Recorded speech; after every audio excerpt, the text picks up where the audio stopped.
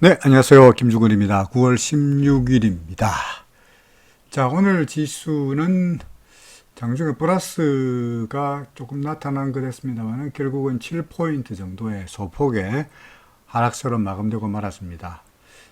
계속적으로 상승세가 이어지는 것 같았습니다만 장중에 되거나 나스닥 해외 시장도 괜찮았고 그래가지고 상승세가 이어지는 것 같았습니다만 막판에 좀 힘이 좀 빠지는 그런 모습이었죠. 지수에 대해서는 그다지 뭐 코멘트할 게 별로 없어 보입니다. 아직까지 저는 조정장세의 파동으로 생각하고 있고요. 아마도 조만간 오늘 내일 정도가 이번 반등의 제일 꼭지가 아니겠느냐라고 생각을 해봅니다. 뭐 아직까지 뭐 전고점 넘어서지도 않았고요. 그러면서 슬슬 이제 소위 상승세 스팀이 에너지가 좀 빠져나가는 같은 이런 모습이 RSI에서 나타나고 있다 보니까, 그리고 주요 지표 중에서 제가 좀 단기 지표로 보는 게 이제 스토캐스틱인데 당장에 아직까지 매도 신호가 나타난 건 아니에요. 하지만 약간 이 경우에도 그 두 개가 K라인과 D라인이 만날 때 주가가 밀렸던 것처럼 두 개가 거의 고점에서 이제 만날락 말락 하니까 약간 내일이라도 지수가 밀리면 K라인과 D라인이 만나면서 매도 신호가 나타난 날이라 생각합니다. 물론 뭐 이런 지표들이 RSI나 또는 스토캐스틱이나 모든 지표들이 다 후행성이죠. 주가가 먼저 움직이고 그런 다음에 그걸 가지고 RSI를 계산하고 그걸 가지고 스토캐스틱을 계산하니까 스토캐스틱이 주가를 앞서는 것이 아니라 주가가 먼저 움직이다 보니까 스토캐스틱만으로 주가를 예측하기 어렵습니다만은, 근데 주가가 떨어져서 스토캐스틱의 매도 신호가 나타나면, 주가가 떨어지고 그 결과로 스토캐스틱에서 매도 신호가 나타나면, 과거의 경험으로 봐서 스토캐스틱의 매도 신호가 나타났을 때 이때라든지, 그죠? 이때라든지 또는 예컨대 이때라든지, 그죠? 다 조금씩이나마 주가가 밀렸기 때문에 거의 지금이 나온 게 아닌가라고 생각을 해봅니다만, 어차피 내일 또 봐야 하는 겁니다. 주가가 오르면은 스토캐스틱의 고점이긴 합니다만은, 과열 국면이긴 합니다만은 매도가 아니고 계속적으로 더 올라갈 수 있는 거니까 하루 정도 더 보면은 RSI와 스토캐스틱 등등에서 무언가 결말이 나지 않겠나 생각을 해봅니다. 현재로 봐서는 뭐 그 외에는 뚜렷하게 파동으로서는 아직 조정 파동이다 하는 생각에서 벗어나지는 않고 있습니다. 자, 오늘 사실은 시장의 하이라이트가 두 개죠, 그죠? 현대차, 계속적으로 상승세를 보이면서 지수를 견인해 가는 그런 양상이었습니다. 오늘도 양선이 나타났고요. 2.5%나 4,500원에 오르는 이런 모습이긴 한데, 글쎄요, 뭐 제 눈에는 자꾸 이런 게 보입니다. 뭐죠? 주가는 올라가고 있는데, 그죠? 주가는 올라가고 있는데, RSI, 소위, 누구죠? 우사인 볼트 육상 선수의 허벅지의 에너지는 점점점 힘이 빠져나가는 이런 모습이 눈에 보입니다. 물론 저희를 보면은 예전에, 이것도 다이버전스였지 않냐. 돌아가서. 그죠? 이대로 다이버전스였죠. 그죠? 근데 다이버전스가 나타남에도 불구하고 주가는 더 올라갔지 않냐. 그렇죠. 물론이죠. 그럴 수 있죠. 당연하죠. 그런데 소위 말해서 우사인 볼트 예를 계속 들고 있습니다만은, 우사인 볼트의 예를 든다면 우사인 볼트 예를 처음 들으신 분들한테 제가 또 똑같은 처음 들으시는 분들한테는 얘가 생뚱맞은지 모르겠습니다만은, RSI라는 게 뭐냐니까, 근데 세계에서 제일 빨리 달리는 100m 선수, 유상 선수 우사인 볼트의 허벅지에 있는 에너지다라고 제가 예를 들고 있거든요. 그러니까 여기 결승점이라 그러면은 우사인 볼트가 결승점 전까지는 우사인 볼트예요. 결승점 전까지는 전력을 다해서 달리지만 결승점을 통과하고 난 다음에도 우사인 볼트가 더 달리기는 하지만 전력을 다해서 달리지는 않죠. 그야말로 관성에서 달리는 거죠. 그런데 우사인 볼트가 계속 달려요. 이게 우사인 볼트가 주가랑 똑같으면 주가가 계속 달려요. 그런데 우사인 볼트의 그 허벅지에 들어가는 에너지 양은 100m 기성점 직전까지는 최대로 올라가지만 결정점을 통과한 다음에는 우사인 볼트가 관성에서 달리기는 하지만 허벅지의 에너지량은 급격하게 줄어들죠. 그러다가 우사인 볼트 어느 순간 되면 달리기를 멈추죠.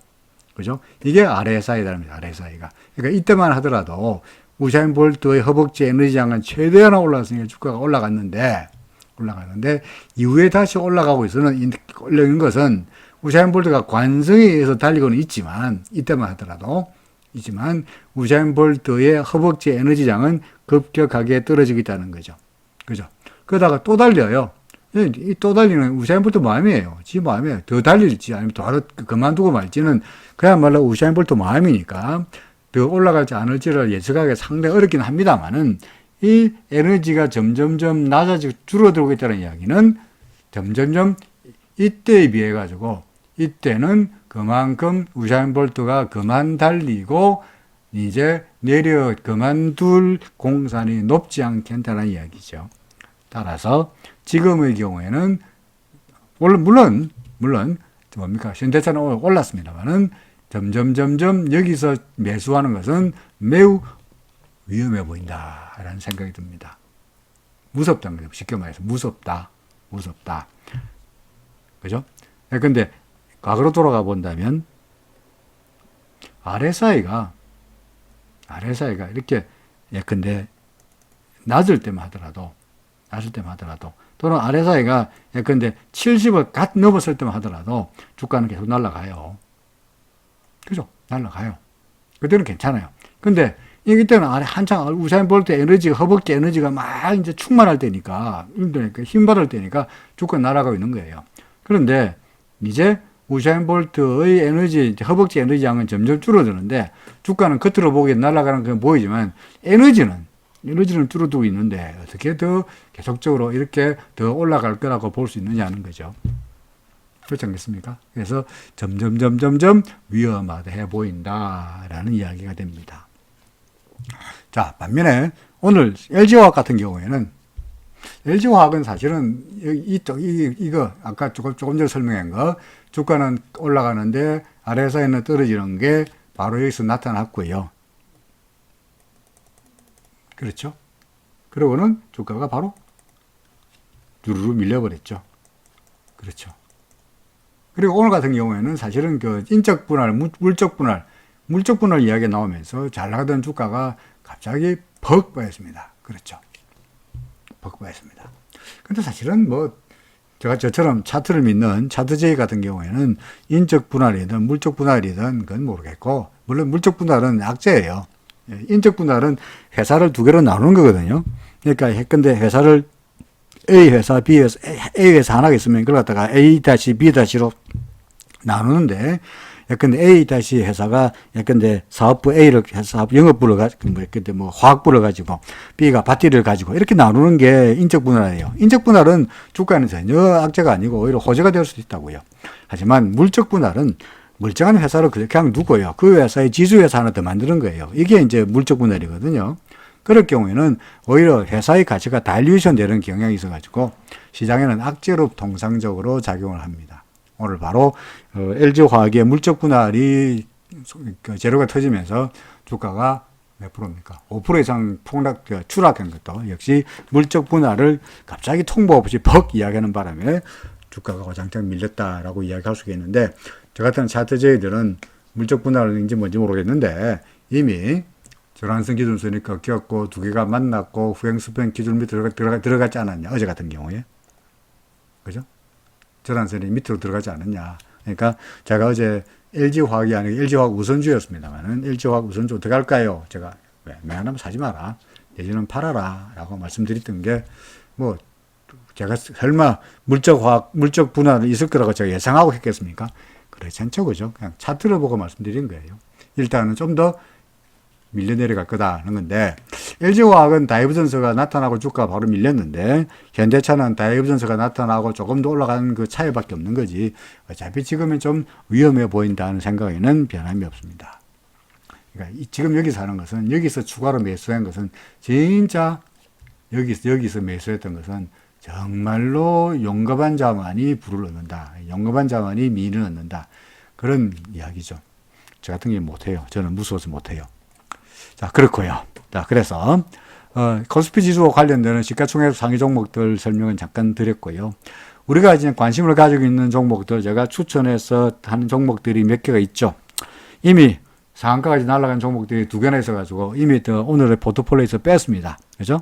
성창 오토텍하고 동아화성하고 우리 배불림 20% 이상 먹었으니까 20%가 뭐야? 훨씬 그보다 더 많이 먹었으니까 배불림 먹었으니까 일단은 그때부터 여러분들 알아서 하세요. 저는 모르겠어요. 라고 저는 제 포트폴리오에서 뺐고요. 성창 오토텍은 오늘 보합이던가요? 조금 올랐던가? 잘 모르겠습니다만 하여간 간에 뭐 여러분들 알아서 할 거라고 생각되고요. 자, 종고당 바이오입니다. 우리들의 아픈 손가락입니다. 그죠? 저 생각은 구름을 근처에서 왔다가 갔다가 구름을 만나고 빡 올라갈 거로 예상했는데 실제로는 그렇게 되지 못하고 구름 안으로 들어가 버려. 구름 안으로 들어가 버리는 바람에 이제 졸지에게 애매하게 해버리든, 물론 어제는 10%좀 오르긴 했습니다만 이런 상황이 현재 이어지고 있습니다. 당장에 손절할 건 아니죠. 그죠? 손절은 구름 밑으로 내려가면 손절한다. 48,700원 밑으로 내려가면 손절한다.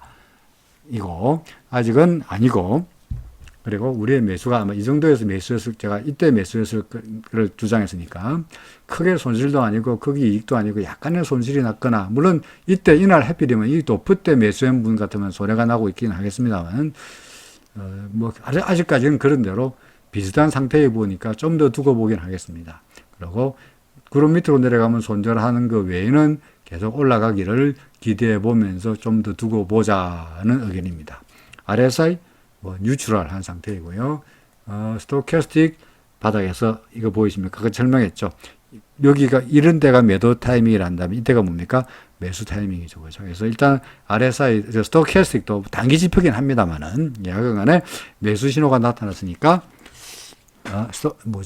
종근당 바이오 더 가지고 있어도 되지 않겠냐는 이야기입니다.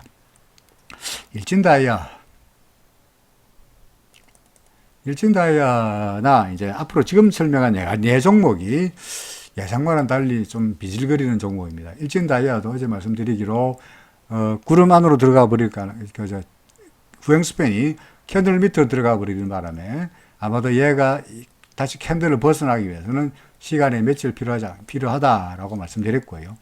그죠? 그 다음에 아마 구름이 두터우니까 구름의 지지를 받고 옆으로 횡보하다가 올라가지 않겠냐라고 예상했던 건데, 뭐 오늘의 경우에 900원 소폭이 1.4% 빠졌습니다만 장중에 플러스 마이너스였으니까 크게 손실도 이익도 아니고 애매한 상태가 이어지고 있습니다. RSI도 아직까지는 뭐 매수도 아니고 매도도 아니고, 그 다음에 스토캐스틱을 보더라도 약간 여기서 매수 신호가 나타난다면은 뚜렷하게 그 이상의 신호도 없고요.